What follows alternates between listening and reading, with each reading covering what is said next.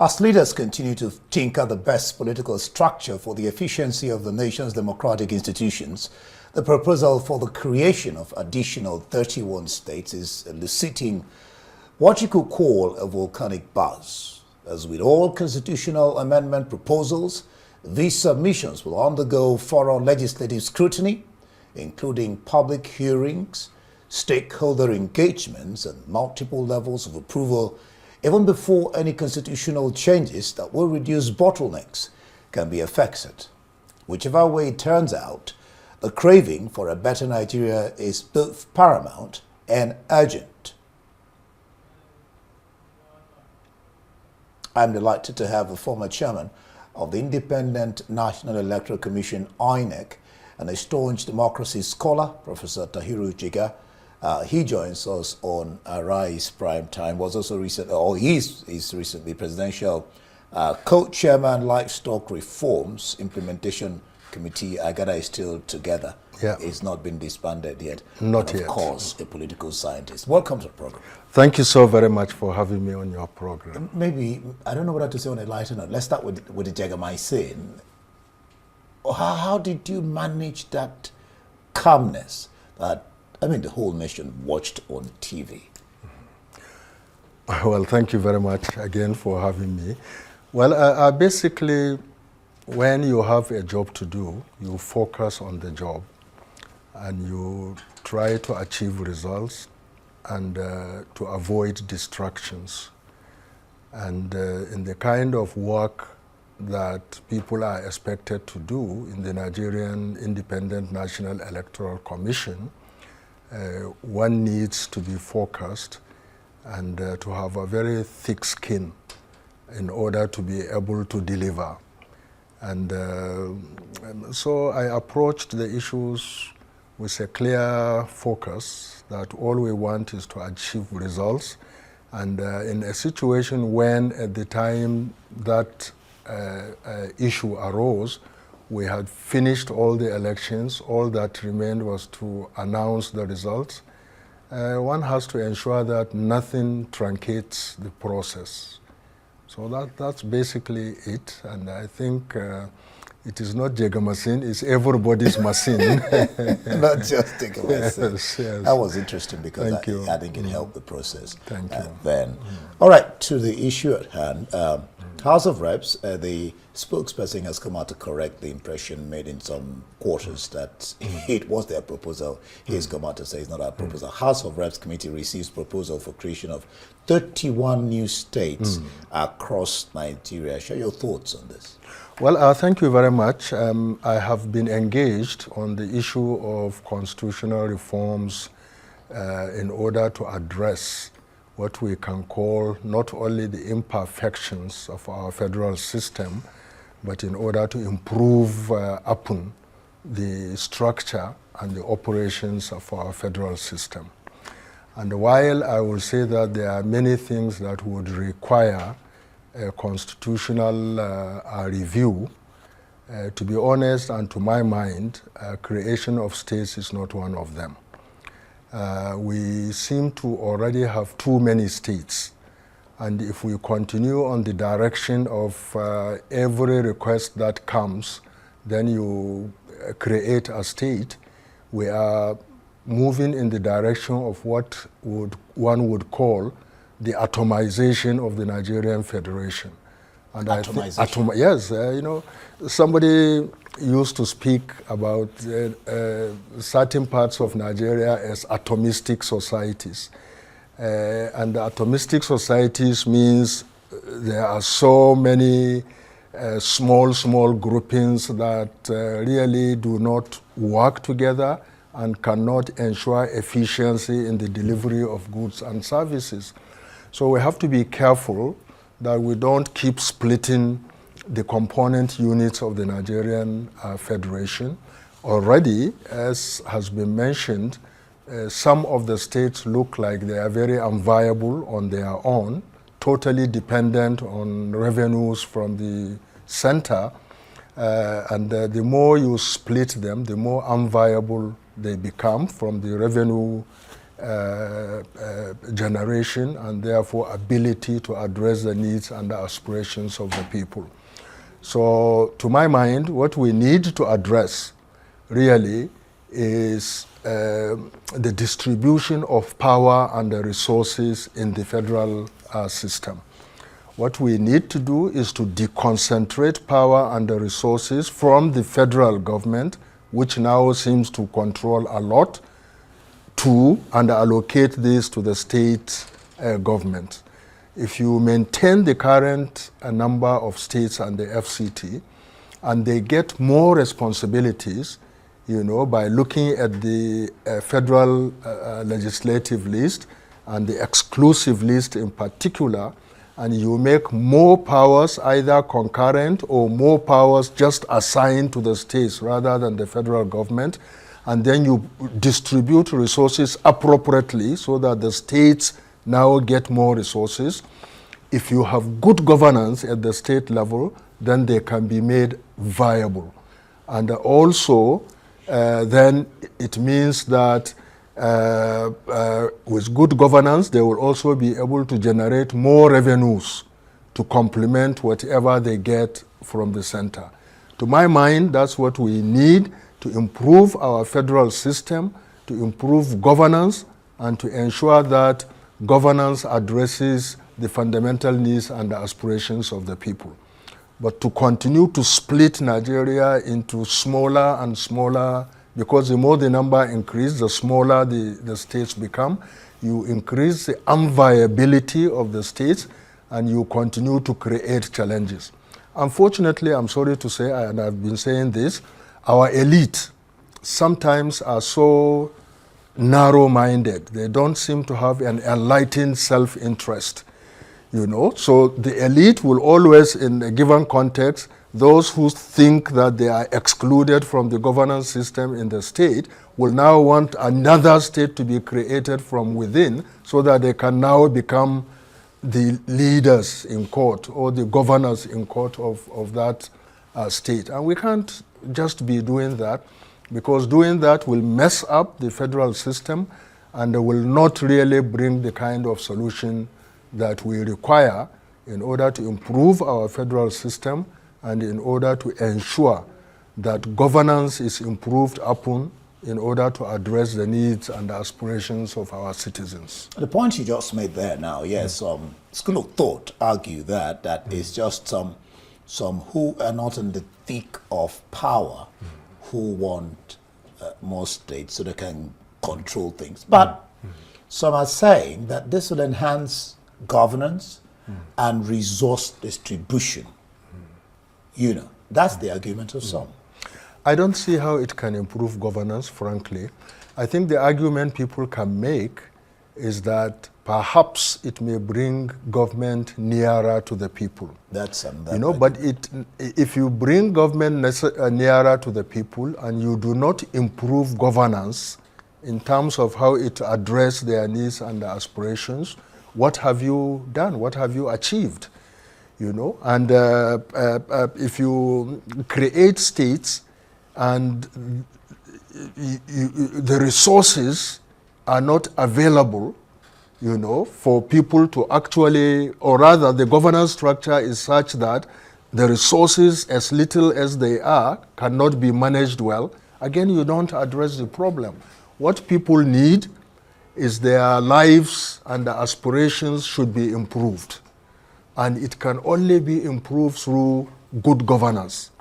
And it is only good governance, regardless of the number of states, that can manage resources well, that can be creative to generate additional resources, and then to be able to use them efficiently and effectively in order to meet people's needs and aspirations. But splitting the states, to be honest, to my mind, will not solve the problem. As we have seen from the history in Nigeria, the more states you create, the more you get demands for the creation of states. And that's what led me to say that we have to be careful about atomization of our structures in this country. It will not address our problems. What complicates our problem in Nigeria is identity politics Identity politics also undermines citizenship and citizenship rights, and that is why, for example, we have the challenge of citizenship versus indigenship, you know. So it's these are the things to address, and they should be addressed within the constitutional framework, you know. So if we continue with the identity politics and we continue to have the narrow-minded elite to continue to control the governance process, then we are unlikely to make the kind of progress we require, no matter how we split the states. In fact, we will create more problems under that kind of situation. All right, but still on the proponents and critics of this, the cry has always been that certain parts of the nation are marginalized. I mean, for example, some will argue that Gowon created states, then you had Abacha, then you had, I think, Babangida, then you had, I think, the late Murtala Mohammed, and that the army made the constitution so difficult to create states. So what would you then be telling those people who feel marginalized in from certain parts of the country, you know, again, in terms of resources from the federal government? As I mentioned earlier on, if you deconcentrate power, you know, from the federal to the states, and you accompany that, of course, if you do that, you have to accompany that with more resources going to the states. And then people ensure that they have people in control of, politicians that occupy the governance processes as governors, as legislators, and so on.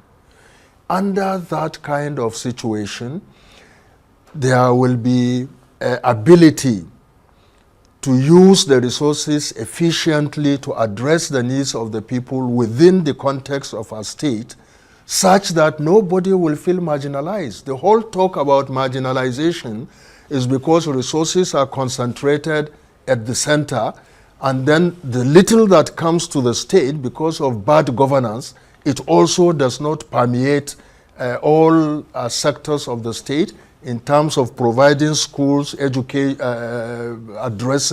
health facilities and other issues. You know, so, and again, because of that, then the identity politics. Who is the guy who is the man in the top position? Man in the top position.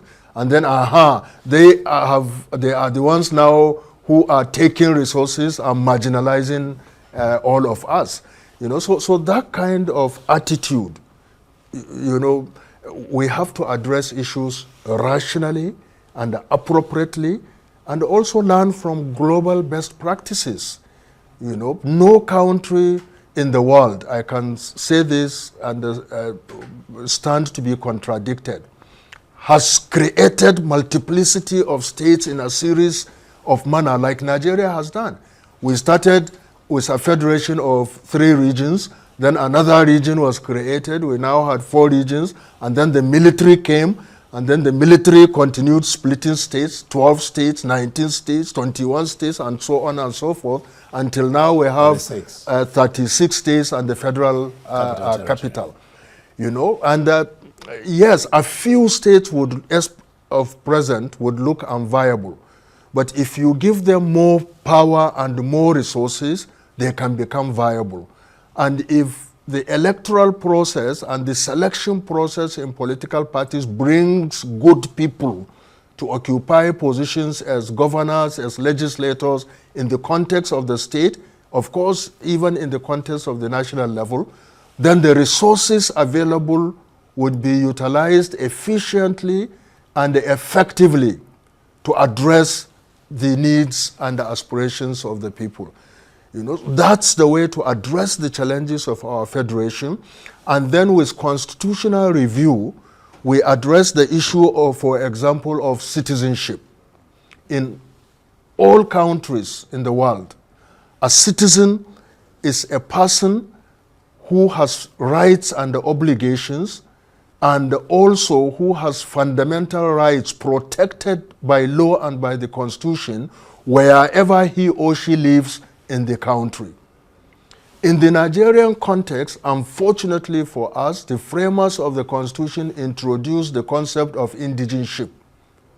And in practice, the issue of indigenship now seems to override the rights of a citizen. So somebody whose parents have come and settled in a state and that person is born in that state is still considered as alien or a foreigner or non-indigenous, and therefore does not enjoy the rights and the privileges that being a citizen gives to him. For me, that is a major issue that needs to be addressed, and the only way to address it, to my mind, is to impose constitutional penalties for any governor that gives indigenship primacy over the constitutional rights and the obligations of a citizen. We'll talk about the powers of governors and how they affect constitutional change. We're discussing that just off camera. But let me come back to this issue of what you say makes sense about managing the resources well, letting the resources trickle down in such a way that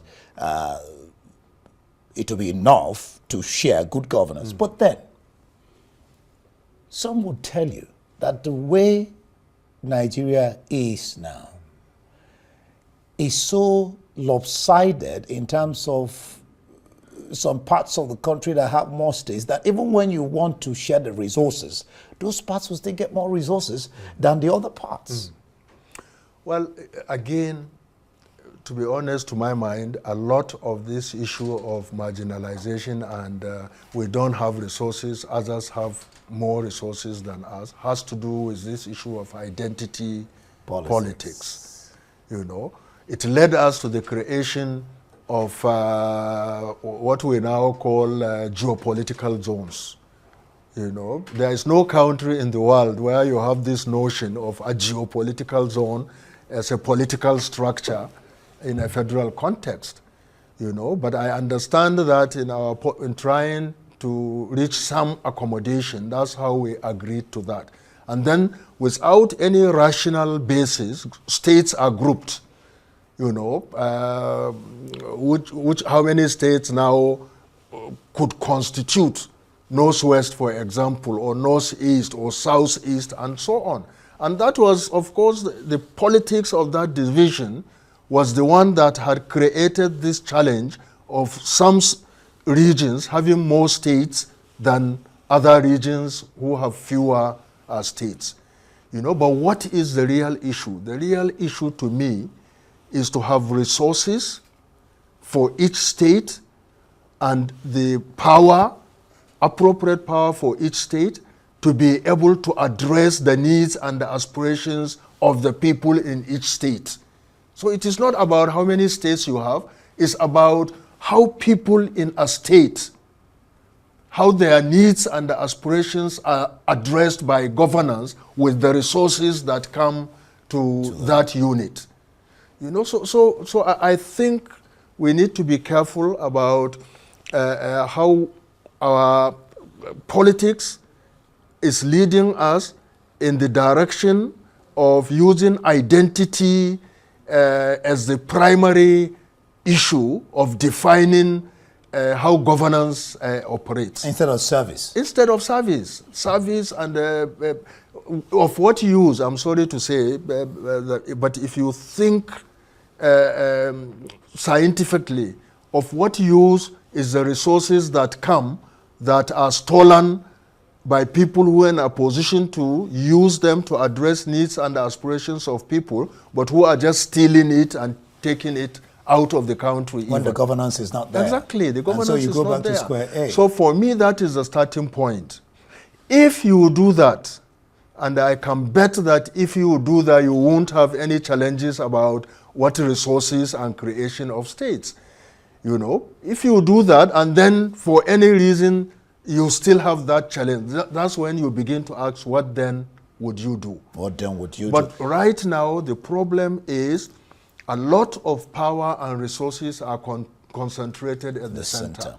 And whoever got elected to be president and to preside over the federal government, then it is said that he is there to address the needs of his own people, defined as ethnic groups or religious, even religious groups, because now they conflate the issue, and it's not just ethnicity, they now talk about ethno-religious groups. So to me, that is a major challenge. But reduce the power at the center, and it's very easy to do that. You have the exclusive list, which is controlled by the federal government. Why are we not doing it?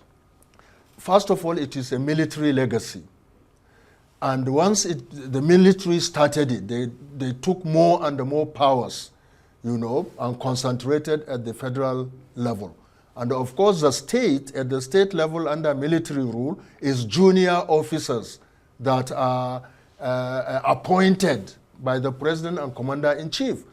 So if the federal government takes more power, the junior officers running the states cannot complain, because they have to obey, as they say in the military. Obey before complain. Yes, obey before complain. So that's how we got there. So a lot of power and the resources are now concentrated by decree signed by the chief commander-in-chief and the general who is presiding over the states. And now you find that things that in any federal system, this federal government is not supposed to do, they are all doing it in Nigeria. They are into primary education. They are into secondary education. They are into agricultural and rural development. And that has its consequences. It has its consequences. Which we are witnessing all over the nation. Yes. And like I asked, so why are we not doing it? Why are we not? Why is this? Is it the people running the system that are not allowing, power to rest more with the states? Why are we not doing that? Why are we not allowing powers to rest more with the states? I think the only plausible explanation one would give is that those who get into that power are reluctant to be the ones to drive this change of taking power away from them, and we have to overcome that. And that borders on. And the best way to overcome that is to get the legislature to do what is expected of it. Which is the Constitution. Now let's talk about that Constitution. Yes. We were discussing earlier. Okay, what we have is North Central will have an additional 6, Northeast 4, Northwest 5, Southeast 5, South 4, Southwest 7, 31. Then you have Abuja as a full-fledged state. But then there comes the issue of the Constitution, the way it is framed, that's almost practically impossible. But you talked about governors, except let's discuss that. Yeah, well, obviously, to amend the Constitution, first of all, you have to take the amendments to each of the state legislatures in the current structure, that is all to 36 state legislatures. It all has to pass in the legislatures and come back to the federal, the National Assembly, and pass by 2/3 majority. Under the present system and the overwhelming power and the political control that governors exercise, almost invariably, it is what the governors want that would get through the legislators, state legislatures, and then when it comes to the federal level, also, to a large extent, it depends on how the governors will influence their representatives in the National Assembly.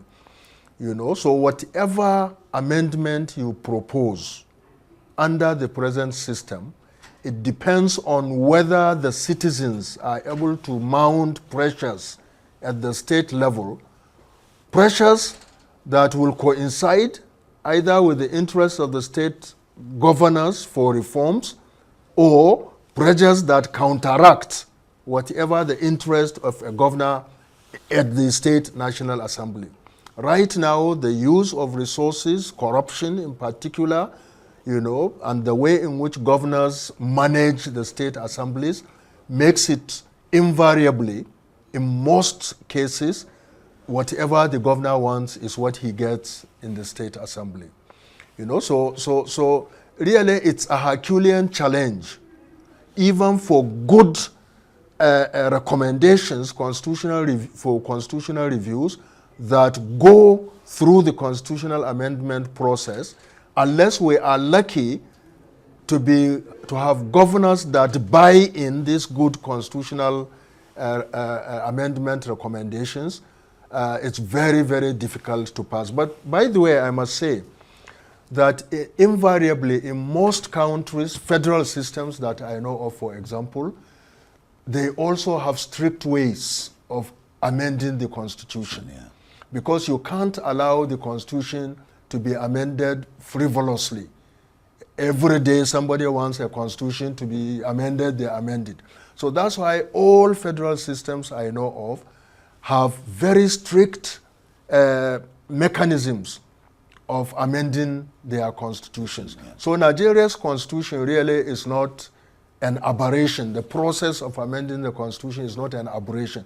What is an aberration is a governance process, where you have somebody in a state who is the alpha and the omega, who does everything he likes and gets away with it. Even criminal things people are doing and getting away with it. So we have to improve our politics to such a level that we can really address that challenge. Thank you. And that is really the clearest avenue towards improving our democracy, improving our governance, and getting the benefits of democracy to really get to the people who require them. Thank you so much, Professor Attahiru Jega, author, political scientist, for being on Arise Prime Time today. Thank you. Thank you so very much.